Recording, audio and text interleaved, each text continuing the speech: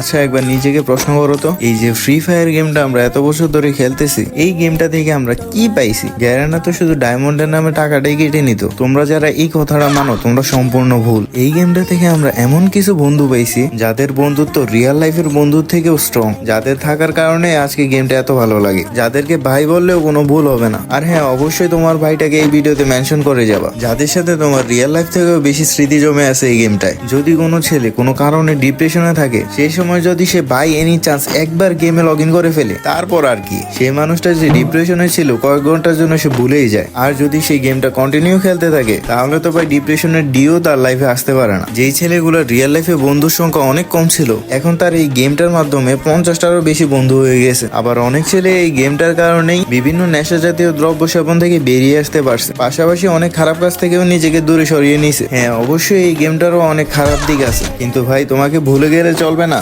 আমাদের এই দুনিয়ার সবকিছুর যদি ভালো দিক থাকে তাহলে অবশ্যই খারাপ দিকও থাকেই। সুতরাং এই গেমের খারাপ দিকগুলো আলাদা করে হাইলাইট করার কিছুই নেই। আর হ্যাঁ, এই গেমটা আমাদেরকে যা দিছে সেটাও আমরা কোনোদিন পরিশোধ করতে পারবো না। তোমাদের ভাইদের মেনশন দিতে ভুলবে না কিন্তু।